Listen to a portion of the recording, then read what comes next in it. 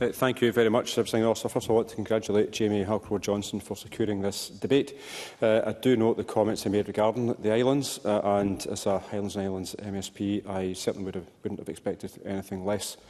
I think the fact, we all know that our islands in the country are absolutely vital for the country, and as I think as all speakers have so far highlighted, they contribute a great deal to the country and also are not short of any ambition.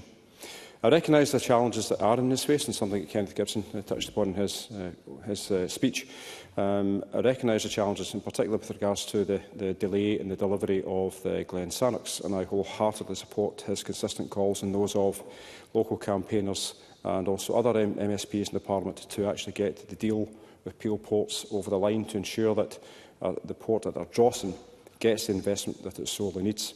The debate I led 2 weeks ago in the Chamber, Presiding Officer, with regards to the Peel Ports Conservancy fee proposals for the River Clyde had a unified voice from across the Chamber. We all recognise that the damage, that this actually would do for the Clyde, and that the Harbours Act 1964 should be updated to ensure that the stewardship over ports and harbours should be removed from the private sector. Now, the updating of the harbours legislation will provide a more joined-up approach, certainly with islands in the west.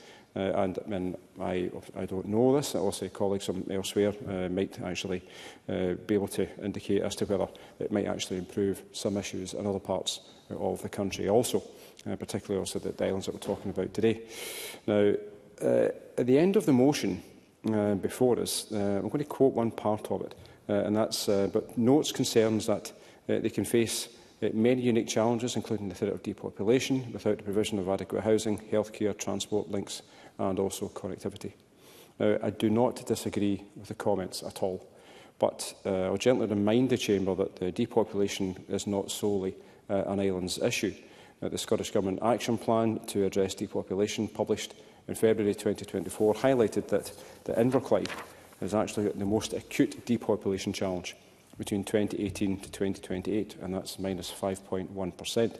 Now, this isn't new. It's been going on since the early 1980s, and certainly Jamie Halcrow-Johnson and myself, we've had this debate in the Chamber in the past with regards to also what happened to the industry in my community.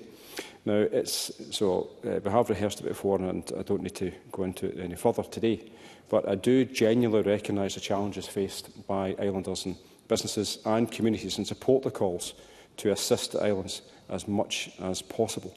Now, I genuinely do not want the same mistakes to be made to the island communities that actually has happened in other parts of Scotland. On the transport links part of the motion, Kenneth Gibson touched upon this, and I highlighted it a moment ago. I do want to address this particular bit head on. The delay in the delivery of vessels has not been positive for our islands, and certainly not for the shipyard in my constituency. And I know that the workforce of Ferguson Marine have apologised on many occasions. Now, these workers are also visitors to the islands, so they know how challenging the delays have actually become. And that's not the record that they actually want to have, and it's a record that previously, before liquidation in 2014, actually was excellent. So the current board and management need to provide a yard that returns the yard back to being efficient, and also it needs to have that strong leadership so that the yard, whether in public or private ownership, can build the vessels for the future for many, many years to come.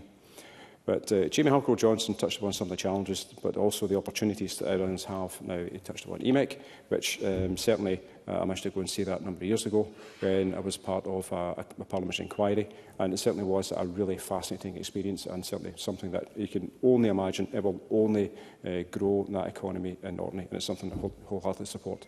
But I'm conscious, Presiding Officer, so I want to thank Jamie Halcrow-Johnson once again for securing this important debate, and it certainly has been, I think, interesting with particularly some of the contributions from across the Chamber. Thank you.